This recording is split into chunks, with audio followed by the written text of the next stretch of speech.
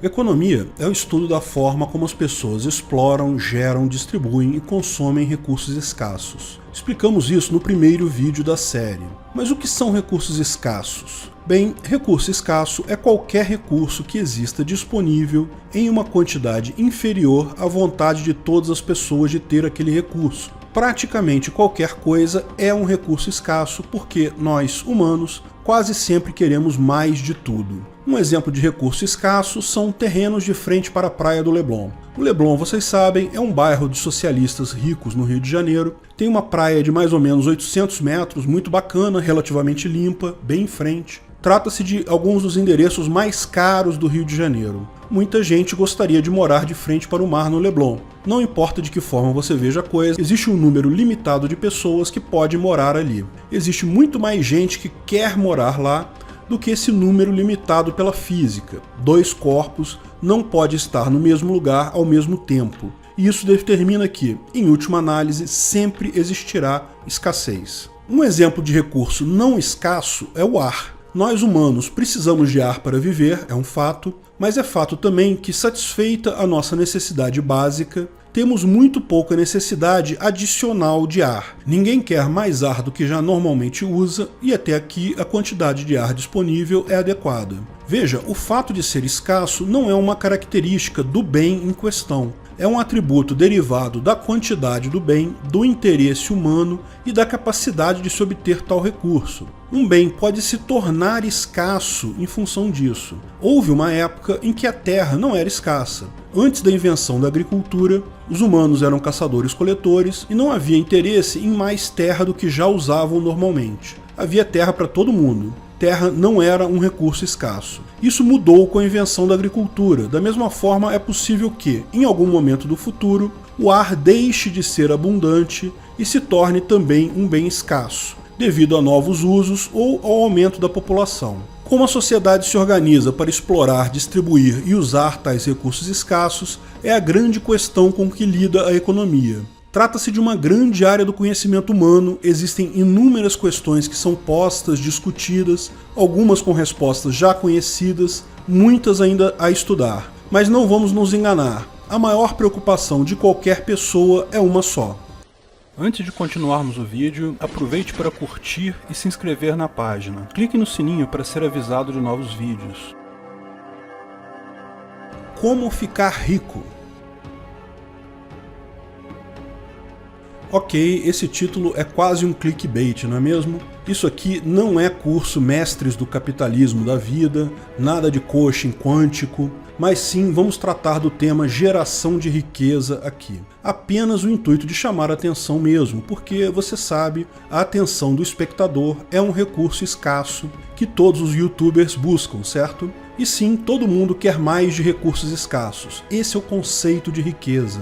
Ter muitos recursos escassos sob o seu controle. Existem, lógico, pessoas que querem ficar muito ricas. Outras querem ter apenas uma vida confortável, poder viver sem muitas turbulências, poder prover uma vida igualmente confortável para os filhos, mas com muito poucas exceções, ninguém quer ser pobre. Ou seja, alguns querem ser muito ricos, outros querem ser ricos só um pouquinho, mas ninguém esnoba riqueza. Riqueza é praticamente sinônimo de vontade humana. Adam Smith foi o primeiro que trouxe a riqueza como algo importante dentro da economia. De fato, a economia, segundo Adam Smith, era focada no conceito de riqueza. A riqueza para ele é entendida como patrimônio líquido. Patrimônio é o nome que se dá a tudo que uma pessoa possui, o que inclui terrenos imóveis, bens, papeizinhos coloridos, dinheiro de verdade, comida, enfim, todas as coisas das quais você é dono constituem o seu patrimônio. Patrimônio líquido é o que sobra se você subtrair disso daí as suas dívidas. Esse é o conceito. Veja que isso não quer dizer um valor monetário, apenas um conjunto de coisas. Isso é a sua riqueza. Como disse Adam Smith em sua definição de riqueza das nações, a riqueza de uma nação se mede pela riqueza do povo, não pela riqueza dos príncipes. Ou a riqueza do Estado, acrescento eu. Embora esse tipo de definição ainda seja comum e até corriqueira nos dias de hoje, de fato existem vários problemas com ela. Uma das questões levantadas é o chamado bem comum, ou welfare. E o que é isso? é a noção de que a sua riqueza não depende apenas das coisas que você possui, mas também de coisas que outras pessoas possuem. Por exemplo, você pode ter uma casa grande, muito bonita e confortável, que, porém, está em uma área violenta, suja e insegura da cidade. A violência e a insegurança não estão na sua propriedade, estão no entorno,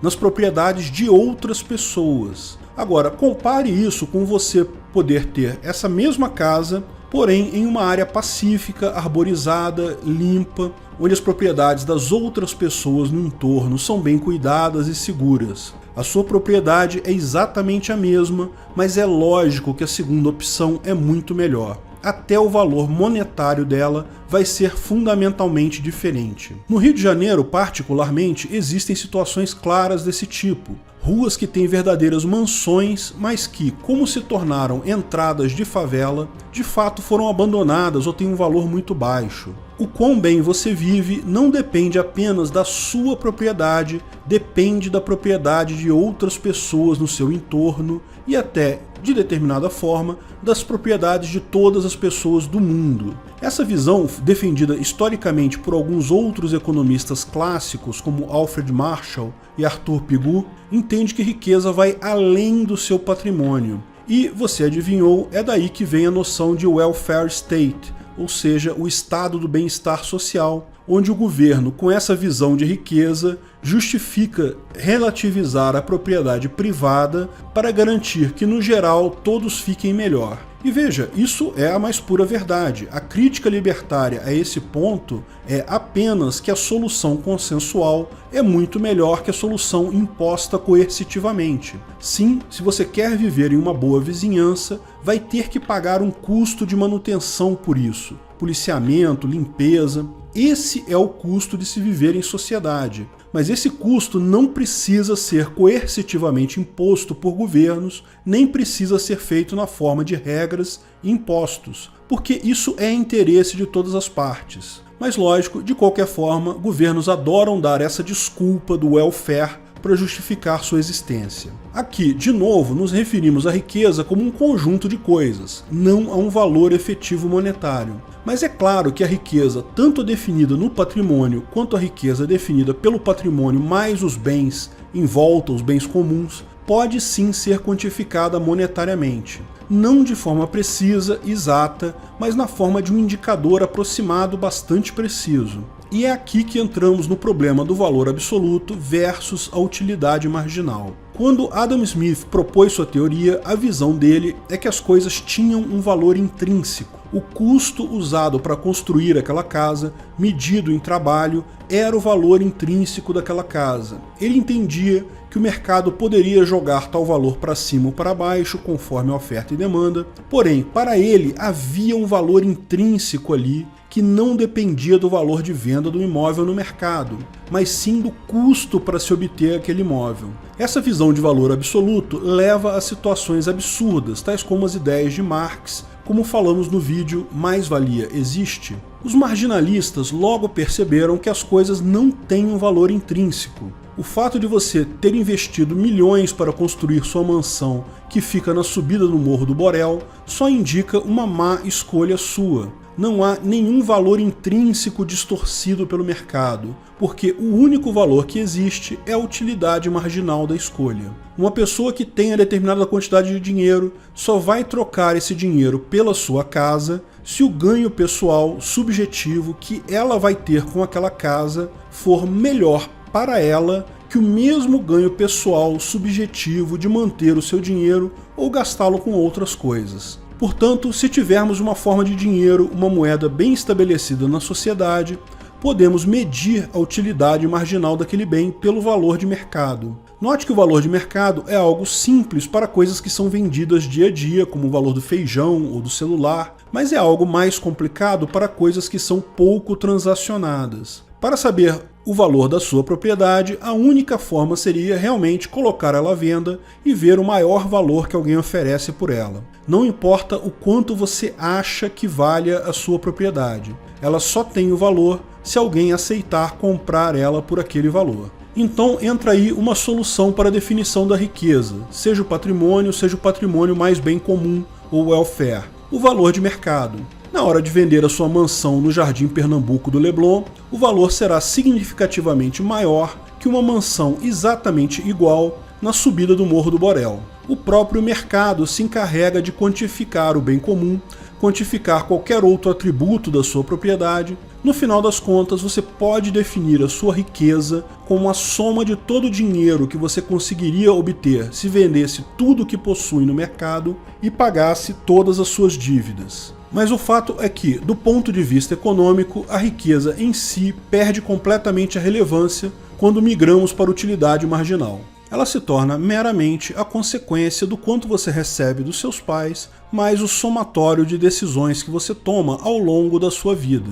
Mesmo que você comece do zero, se tomar boas decisões ao longo da sua vida, pode juntar algum patrimônio. Se, mais do que isso, for capaz de tomar ótimas decisões com grande frequência, pode acabar rico. Eis a resposta para a pergunta do vídeo. Minha visão é que tomar ótimas decisões ao longo de toda a vida e acabar milionário é algo que depende muito mais da sorte, de estar no lugar certo, na hora certa, do que de algum tipo de capacidade pessoal. Mas eu acredito que é muito importante buscarmos tomar boas decisões. Isso é algo mais dentro da capacidade humana. De fato, basta não fazer merda. Tomando boas decisões, mesmo que isso não signifique ficar milionário, você pode chegar sim a uma vida confortável, e isso já é bastante razoável. Tomar decisões erradas é inevitável. Uma vez ou outra na vida você vai fazer merda. Mas se você aprender com seu erro, não repetir esse erro, já terá uma grande vantagem. Quem não aprende com o próprio erro está fadado à miséria. Quem aprende com os próprios erros pode se sair bem melhor, mas o ideal mesmo é ser capaz de aprender com os erros dos outros. Assim você sequer tem o custo de ter errado e ainda ganha aquela lição de graça. Basta ser um bom observador. Com isso, o foco da economia mudou do estudo da riqueza, conforme Adam Smith definia no início da coisa, para o estudo das escolhas das pessoas e como a sociedade, através dessas escolhas, aloca seus recursos escassos, que é a visão que temos hoje. E como uma decisão, uma escolha pode gerar riqueza? Será que quando eu compro alguma coisa, não existe apenas uma troca? Por exemplo, quando eu vou numa concessionária e lá tem um carro que custa, digamos, 25 mil reais. E eu tenho 25 mil reais na minha conta. Eu tomo a decisão de comprar o carro. Isso significa que eu agora tenho um carro de 25 mil reais e a concessionária tem os meus 25 mil reais. Nenhuma riqueza foi criada aqui, né? Ninguém ficou mais rico, correto? Errado. Ninguém compra algo porque acha que tal coisa vale exatamente o que deu em dinheiro. Você só compra algo porque acha que aquela coisa vale mais para você do que o dinheiro que você tem. Da mesma forma, a concessionária não vende o carro porque acha que ele vale exatamente o mesmo dinheiro que ela vai receber. Não, para ela o carro vale menos que o dinheiro que ela vai receber. Dessa forma, no momento que vocês fizeram a troca, ambos acabaram com maior valor. Riqueza foi criada numa simples troca. Lógico, algumas decisões são erradas. Você pode comprar algo que não vale o que imaginava. Pode investir seu dinheiro em algo que não dá o retorno esperado. Sim, decisões erradas existem e elas destroem riqueza. Mas a intenção das pessoas sempre vai no sentido de aumentar o valor. E é isso que acontece na maior parte das vezes. Adicionalmente, algumas vezes pessoas compram coisas que as ajudam a ganhar mais riqueza ainda. Você pode comprar um carro que vai agregar valor para você, simplesmente te dar mais conforto no seu deslocamento. Isso já é criação de riqueza. Mas pode ser que você compre um carro para prestar serviço de Uber, por exemplo. Situação em que você está gerando riqueza não apenas no momento da compra, mas ao longo de inúmeras interações adicionais que você vai ter com seus clientes ao longo de um tempo significativo. Aquele bem virou um fator de produção. Ter riqueza gera mais riqueza. Lógico, você ainda pode tomar decisões ruins, comprar itens de luxo que não vão gerar nenhum valor adicional e ainda, talvez, no final, não te tragam a satisfação que você imaginou que teriam no momento da compra. Nesse caso, sim, valor foi perdido. Portanto, quanto mais boas decisões você tomar, você não apenas melhora a sua situação, como melhora a quantidade total de riqueza no mundo. Cada vez que alguém faz comércio, o mundo todo ganha. Além disso, o conceito de divisão de trabalho é extremamente importante para a geração de riqueza. O ser humano é muito mais produtivo quando se especializa em uma coisa só, uma profissão, uma tarefa apenas. Se você precisasse produzir toda a comida que você consome, isso seria extremamente trabalhoso. Na verdade, mesmo coisas triviais como um lápis seriam simplesmente impossíveis de produzir se uma única pessoa fizesse todas as etapas da produção. Mas como existem pessoas especializadas em cortar madeira, outras em minerar grafite, e assim vai, dessa forma podemos comprar um lápis em troca de um pouco de trabalho nosso na profissão que nós escolhemos. Vocês certamente já viram o vídeo do Milton Friedman, certo? Dessa forma, sempre que uma decisão separa o trabalho, dividindo uma tarefa em tarefas menores, isso gera riqueza. Pessoas trabalhando em uma tarefa mais especializada conseguem produzir mais, gerando riqueza para todos. E é importante ver que, ao contrário do que muitos socialistas, comunistas e invejosos em geral acham, a economia não é um jogo de soma zero. Para alguém ser rico, não é preciso que outra pessoa seja pobre. A mera troca gera riqueza. Ricos geralmente são aqueles que tomaram boas decisões de troca durante a sua vida. Lógico, essa regra não é absoluta. Muitos ricos são ricos porque herdaram de seus pais, e isso é legítimo porque é direito do pai doar sua riqueza para quem ele quiser. Geralmente isso significa doar para o filho, o que é, em essência, a herança. Herança não é direito do filho, herança é direito do pai, que como proprietário legítimo de algo tem o direito de fazer sua doação condicionada à morte. Mas mesmo entre os que herdam, existem muitos casos de pessoas que destruíram todo o patrimônio herdado com decisões ruins. E também tem exemplos de pessoas que multiplicaram tal patrimônio herdado com boas decisões. Sim, é um fato que também existem pessoas que possuem riqueza por meios ilícitos. Ladrões, sequestradores, estelionatários, políticos, amigos de políticos, todos esses se enquadram nessa categoria. Obtiveram riqueza à custa de outros usando violência. Como a propriedade dessas pessoas é uma propriedade ilegítima, também o é a propriedade de seus herdeiros. Mas é muito importante notar que não se pode aplicar a regra geral de que, se você é rico, é porque roubou. Não existe isso. É perfeitamente possível ser rico, milionário, apenas com boas decisões legítimas. A economia é clara nisso. Aqueles que são ricos podem até ter roubado e, se houver evidências disso, isso pode ser levado a um tribunal privado sempre. Mas lembre-se, isso não é a regra, isso é a exceção, facilmente identificável pela relação próxima com a maior quadrilha criminosa que existe, o governo. Isso quer dizer então que quem é pobre é culpado da própria pobreza. Quem é pobre é porque tomou decisões erradas na vida. Não, de forma alguma. Não é preciso tomar decisão alguma para ser pobre. Pobreza é a condição original do homem. Ninguém tem direito a riqueza nenhuma apenas por existir. Ao nascer, todos somos pobres, pequenos macacos pelados, chorões e cagões, que não possuem absolutamente nada além de um pequeno corpo que, sem a ajuda de outros, sequer sobrevive. Felizmente, para quase todos nós, nossos pais e familiares cuidam de nós por caridade, até a idade que podemos começar a tomar nossas próprias decisões. Aqueles que têm pais ricos podem ter mais conforto material inicial. Aqueles que têm pais atenciosos provavelmente ganham mais do que isso até, mas o fato é que, na origem, somos todos pobres. É preciso tomar decisões, participar da sociedade, comprar, vender, produzir, para assim gerar riqueza. O pobre não é culpado de ser pobre porque essa é a natureza original da vida, mas pode optar por melhorar sua vida apenas tomando decisões acertadas em um comércio.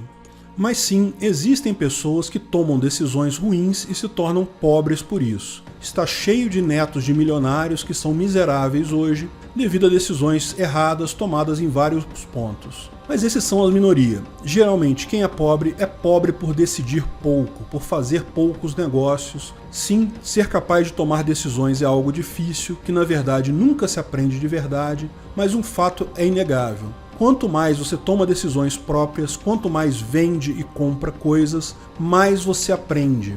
Invariavelmente, algumas das decisões que você vai tomar serão decisões ruins, mas é nessas que se aprende e ao longo do tempo se melhora na tomada de decisões. Lógico, existem também diversas coisas que influenciam pessoas a tomar determinadas decisões. Seria irreal achar que podemos sempre tomar boas decisões com base apenas em nossos poderes dedutivos e indutivos sobre valores marginais de produtos. Sim, a psicologia é importante na hora da escolha. Alguns socialistas falam até em fetiche da mercadoria.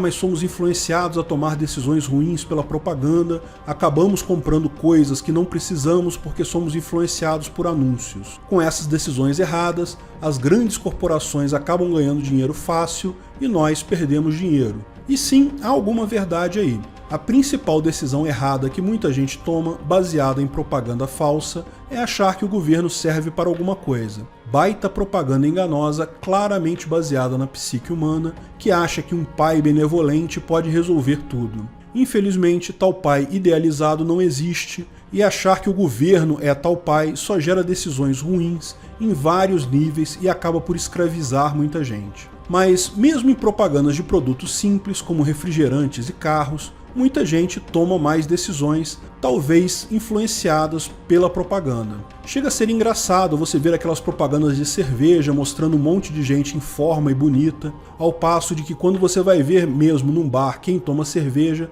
só encontra barrigudo feio. Mas isso é algo importante. Ninguém está te obrigando a fazer nada. A decisão continua sendo sua. Cabe apenas ao indivíduo perceber o limite entre o que é utilidade marginal e o que é puro apelo à emoção. Na origem, a propaganda não é ruim. Ela informa as características dos produtos que podemos desejar comprar. É útil saber que tal produto existe, que tem tais características. A partir daí, o que você vai fazer com essa informação é sua responsabilidade. Se você já sabe que propagandas devem ser tomadas com ceticismo, você não tem com o que se preocupar. Sim, estou ciente que existem diversas técnicas que alguns dizem ser até inconscientes e emocionais para fazer você comprar algo, mas qualquer adulto que já passou pelas provações da vida sabe agarrar bem o dinheiro e evitar tais armadilhas. Muito pior são as ameaças de uso de violência do Estado.